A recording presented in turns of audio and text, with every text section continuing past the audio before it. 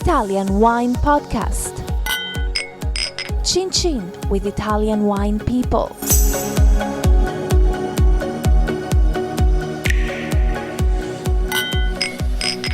This podcast is brought to you by Native Grape Odyssey.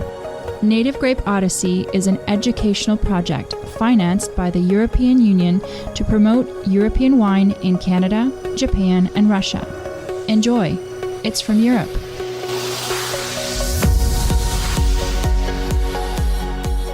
Hello, this is the Italian Wine Podcast of me, Monty Waldin. My guest today is Danilo Drocco. Danilo is the Direttore di Cantina of the Nino Negri Winery in the province of Sondrio. In which Italian wine region? In Lombardia region. Oh, in Lombardy. Welcome, yes. Danilo. So, you're the Direttore di Cantina. What does that mean?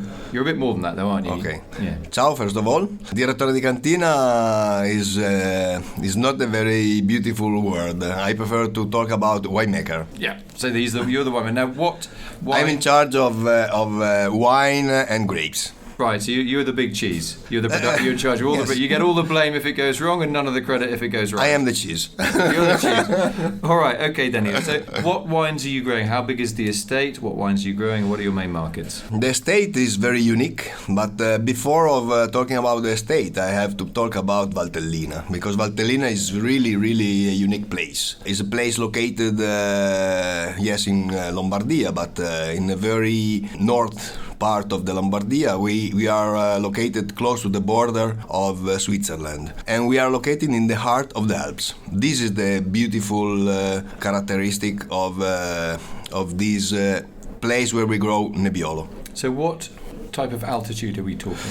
We are not talking about a huge altitude, because really the estate and the most of the vineyard are located around from 300 until 700 meters of altitude. But it's the location. So in the middle of the Alps, all around we have glaciers. Right, so and what effect does that have on the grape ripening and the flavors that they produce? Yeah. And the grapes even that you plant, that you grow? We grow only Nebbiolo in Valtellina. Just Traditionally, Nebbiolo? Yes, Nebbiolo is our most important grape. I can say that 95% of the grapes cultivated in Valtellina is Nebbiolo.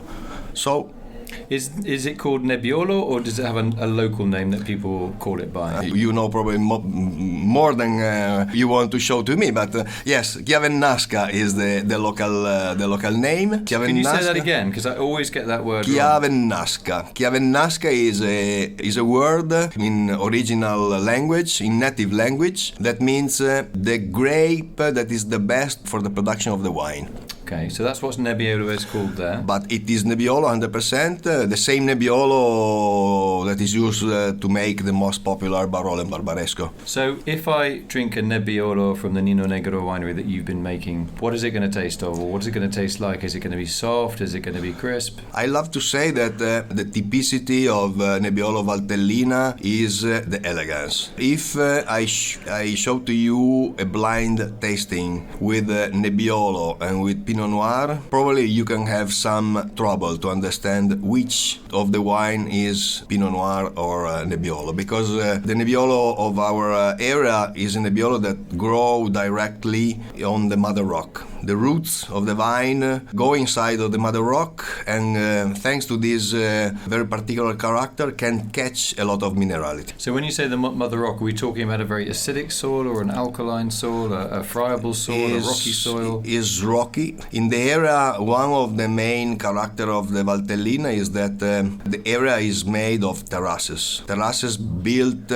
starting from the period of the Romans. 2,000 years ago. We are talking about 2,500 kilometers of dry walls. Wow. So a huge quantity of manual work made in thousands of years. Thanks to these walls, we can have terraces and we can grow the grapes in very steep part of the mountain. So I imagine you have very high labor costs. This is the problem. Because we need a lot of hand workers, very, very specialized, that must know exactly not only how to work, but also how to walk because the big risk is to fall down from the walls. Everything is made by hands. To give you an idea, the average quantity of hours that we had to spend in our vineyard is around 1,500. That's just say on a normal flat vineyard somewhere. How many? Less than 100. Yeah, I mean that's incredible. That's just a And huge cost. how I told you, everything is difficult because just to give you an idea, I have a very, very beautiful vineyard, Sasso Rosso vineyard, that is one of our most important single vineyards. So this means red stones. That's Yes, red stones. To arrive in the center of the single vineyard, you need to walk for 20 minutes. So it means that if you forget your breakfast, you are gone. Just going to add one thing. It's not only the labour; it's actually the paperwork that has to go behind the labour. Registering workers, some of whom may be temporary workers, a huge bureaucratic cost that wineries like this have to bear, as well as the extra administration that you have with the workers. But I suppose on the other side, it does help the local economy. We help a lot the local economy, not only with our direct work in our single vineyard, but the winery, Nino Negri, that is an historical winery of the valley, founded in 1897, also has a great relationship with a lot of farmers of the area. We manage grapes that we buy from more than 200 families in the area. So for us, it's also a big responsibility. Sure. Okay.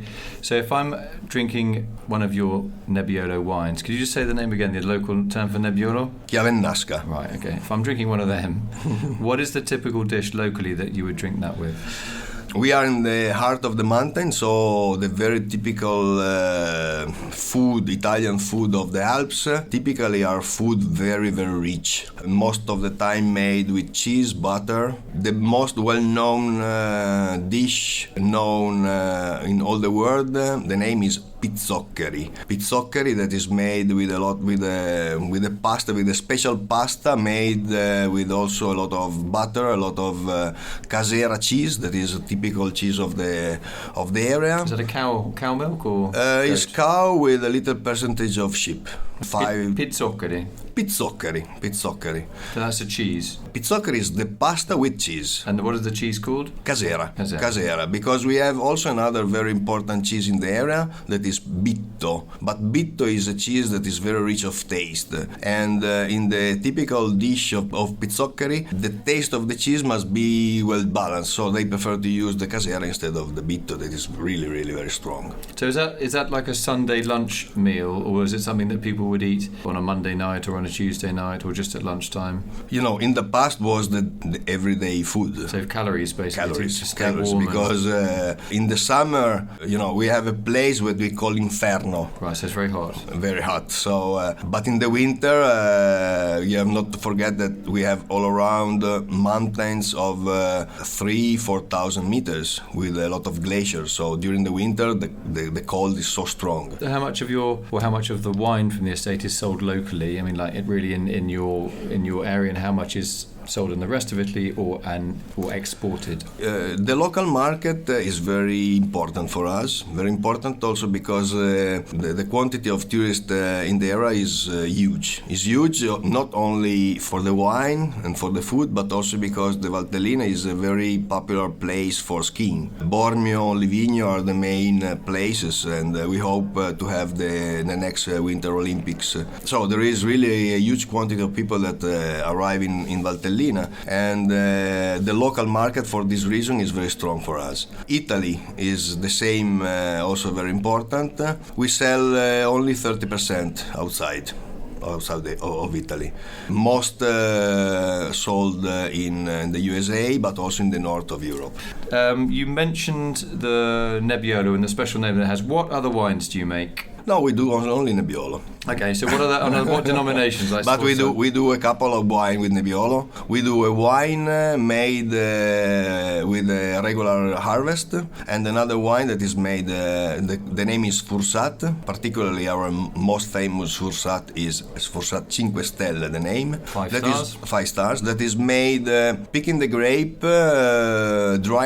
putting the grape inside of little boxes. The little boxes are put inside of fruttaio. That is a little house inside of the vineyard. In this house, the grape picked in little boxes stay for almost 100 days. During these 100 days, we dry and we lose 30% of the weight. The final result is a grape very concentrated, very rich of sugar, with a very particular taste. So a wine that is made with the same style of Amarone, but with a different grape like Nebbiolo, and thanks to the very local wind that dry very slowly the grape, the wine, the final wine is a wine very rich of taste, with a lot of minerality and with a great balance of acidity. And is it sweet a little bit as well? It's not sweet. Is round, soft, but not sweet. What's the name of that drying wind? What's it called? There is the Breva. Okay, so you talked about you put these grapes in these little houses in the vineyard, but they are in the walls. There are holes so the air can pass through. What about the local winds? Do they influence that? Yeah, we have a very particular wind that blow from the Lake of Como, and the name is La Breva. And La Breva. Yes, in every early afternoon it starts to blow and help a lot in the drying of the grapes.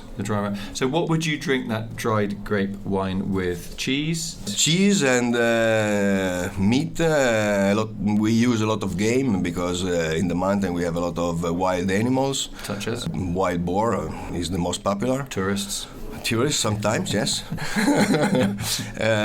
Especially from abroad, obviously, not Italians. Yeah, the British, you want to be careful of that. Absolutely, British are the best. Yeah, a little bit fatty, we love the taste of British. So I just want to say thanks to my guest today, Danilo Drocco, who is the Direttore di Cantina of the Nino Negri Winery in... You got to just say that region again. I can't pronounce it. In Valtellina. Okay, in the Lombardy. Lombardia, in the north of Italy. A wonderful place, a place that you have to visit. So basically, you're going to get Nebbiolo. You're going to Nebbiolo Chiavennasca. And you're going to get Chiavennasca, which I can't say either. And you're going to get some funky cheeses, terrace vineyards, yes. Dried grape wines, wild game, and what else have we missed? That's about it. And good cheese, yes. And good cheese. So my job with the tourist board starts on Monday. So hopefully they'll keep me employed for a while. Okay. Well, it's been really nice to talk to you. You've explained very clearly what you guys are doing there.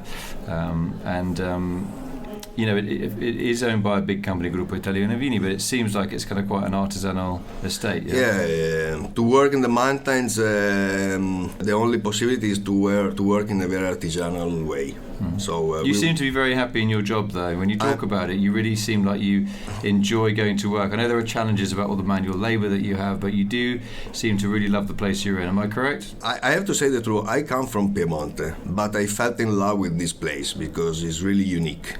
People, the place, the vineyard, and to have the possibility to make a great wine in a very fantastic place. Danilo, thank you very much for talking to us today. Thank you to you. Telling us about the Nino Negri Winery. That's Danilo Drocco, Direttore di Cantina at the Nino Negri Estate. Grazie, ciao a tutti. It's been a very long day. I feel like I climbed up the Alps with you, the mountains, but I wouldn't last 2 minutes. You know, I'm tired after one podcast. I need to maybe go to the gym a bit more, or spend a couple of weeks on those terraces. Great. Okay. Nice we need help. Yeah, I need help as well. Nice to meet you. Okay. Great. Take it easy. Ciao. This podcast has been brought to you by Native Grape Odyssey, discovering the true essence of high-quality wine from Europe. Find out more on nativegrapeodyssey.eu. Enjoy. It's from Europe. Follow Italian Wine Podcast on Facebook and Instagram.